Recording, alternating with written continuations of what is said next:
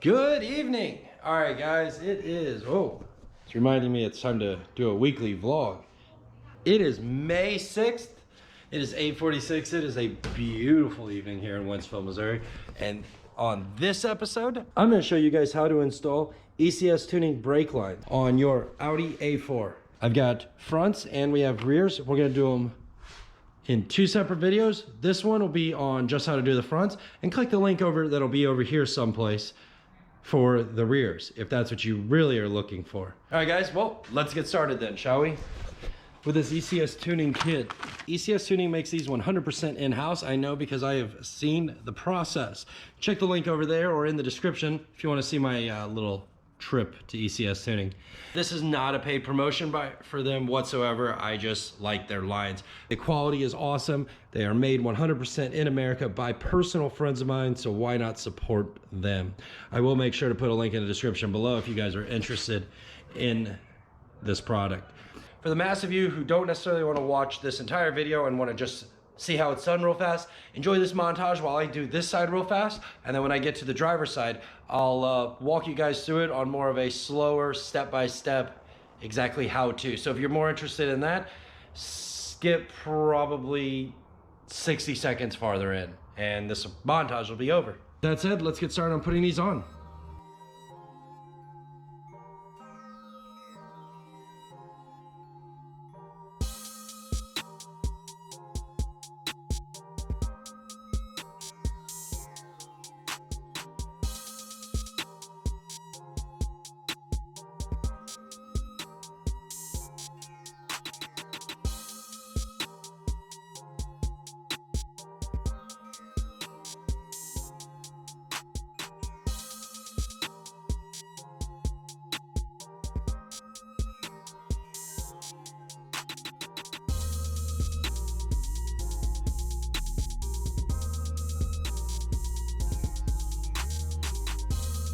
All right, and that's how easy it is to install your ECS front brake lines. I know that was really quick. It was probably a maximum of like 45-second time lapse, but they're that simple to install. First one in. The hardest part of this whole process is if you don't have a second set of hands, like Corey up there who owns the car, you're going to need some way of bleeding the brakes. This isn't a very large line, but if you do check your level and always look into your owner's manual for what reference for what fluid exactly your vehicle takes.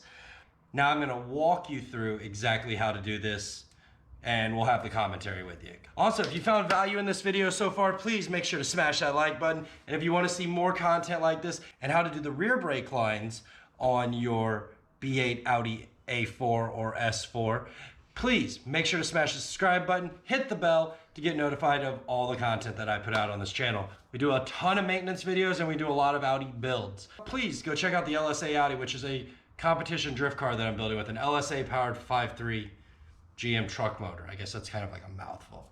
Basically, it's a hodgepodge of a whole lot of crap put into a mixing bowl, and we're gonna see what bolts stick. So make sure to tune in for more of that, and we're gonna get right back into this. So let's go. All right, so for those who don't know, there's this cool little tool in your trunk underneath your spare tire in the toolbox. A little like eyelet and a little hook on there. There's a hole right there. You guys can see that, whoops. Oh, now that came. Yeah, right there. You put that tool and that hook. And then this, give it one of these. Right off. Right off. And you don't screw it up, crack it, or put a screwdriver in it. On a lot of the older Audis, there's a toolbox in one of the side compartments.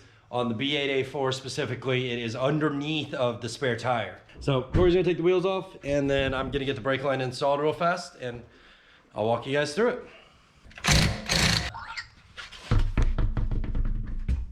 All right, first thing you wanna do is you wanna start with this line up here. You're gonna take a box in wrench, right, like this. They have box ends on each end. You want to do that so you don't accidentally strip off this. This is an 11 millimeter on the top. Loosen that one up right there. And you can go ahead and take this one all the way out. Once you get this loose, you could switch to an open-ended wrench if you want. I just happen to have a box end wrench, so we're just gonna do it all with a box end. And then ECS sends you this cool little cap right here.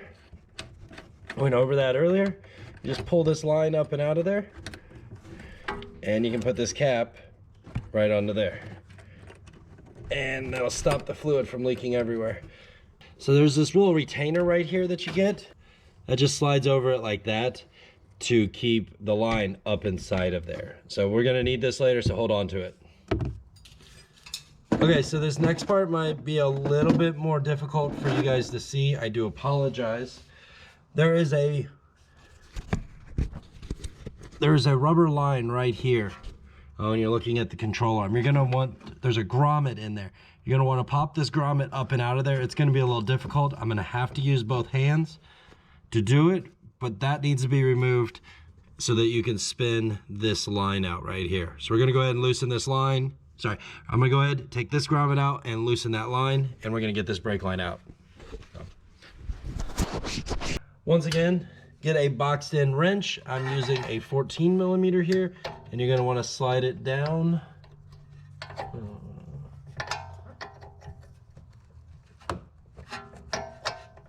There we go. And there you go, should be right off.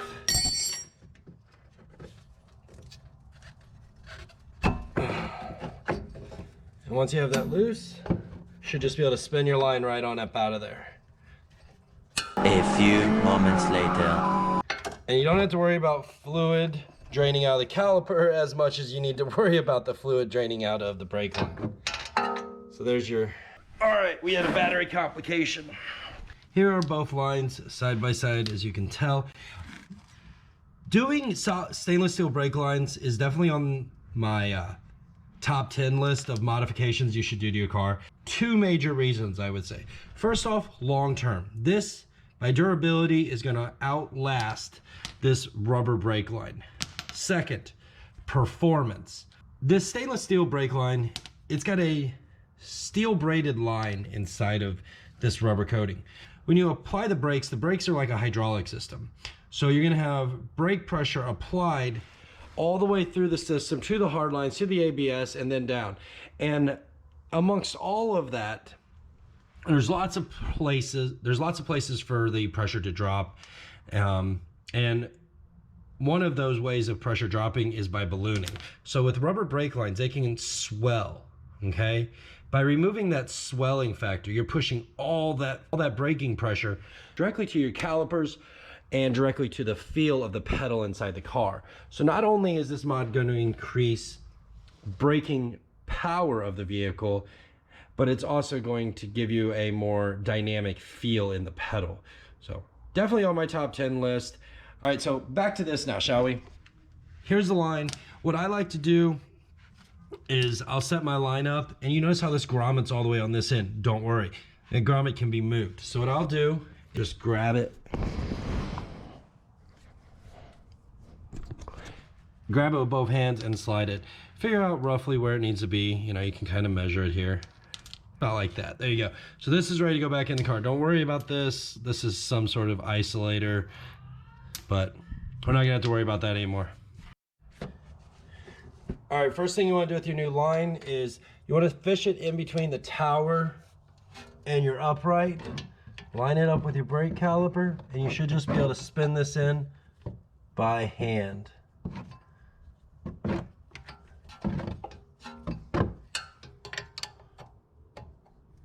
Then take your once you get it all ran down, take your 14 millimeter, snug it up, put your grommet back in its hole,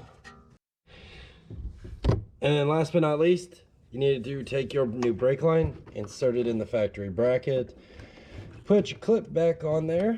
Don't forget to remove your little cap here. Slide your brake, and your brake line should just run back down in there. Don't worry if you spill a little bit, it'll be okay. Then you take your 11 millimeter box in again and start tightening it up.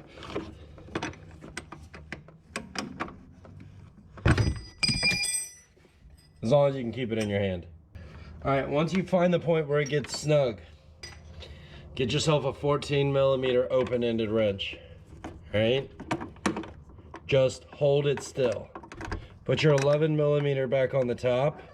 Just, you want to snug it up. Don't move the bottom wrench, just the top one. You don't want to go crazy here either, because you don't want to snap that line off by accident. Spray it with a little bit of brake clean. Clean, you know, clean your brand new products off. Don't get it in your eye, and you're done. So now that we got that all completed, now we're gonna go call for Corey, and we gotta get Corey, and we're gonna bleed this brake caliper real quick. So we're gonna give you guys another interesting perspective on what to look for here. All right, so hopefully the lighting's good here for this one. So what I want you guys to pay attention for is there's gonna be air bubbles that come out of here. What we're looking for is a nice, smooth, consistent stream out of our brakes. So what I always like to do before I ever start pumping them is I wanna break the bolt loose, all right? Just break it loose and just hand snug it up. That way you can just go crack and you're good, all right? So go ahead and pump them up, Corey. About 5 times to start with. Now hold it, don't let go. All right, you guys are gonna see bubbles pop up out of here. It's gonna like go, we could make some really bad jokes about what this looks like. Oh, all right. Pedal in the floor? Yeah. All right, perfect. So now now go ahead and start pumping them up again. 5 more compressions and then let me know. So what the pedal's probably gonna feel like when we loosen this line is the pedal's gonna just drop to the floor. But he said, all right. So now this time we shouldn't see nearly as much. Shouldn't be as explosive. Tighten it up a little too much. There we go, nice smooth stream like that. Is it in the floor? Yep. Perfect. Pump it up one last time for me, 5 times. So what we're gonna do is we're looking for that perfect stream, just like what we've seen there. Now what he should be feeling in the car is a really quick pedal, I guess you'd say, like firmness. It should get, much movement. Yeah. Here we go. And perfect. So now this time, just go ahead and snug it up. Put your cap back on. We're done. Guys, never stop challenging yourself. You can do anything you want to do. All most of us need is a little bit of guidance. And that's all I'm trying to do. I might not do these jobs 100% perfectly in some people's eyes, but here, I think I would do them pretty damn good. So, thanks for watching. See you on the next one. Peace.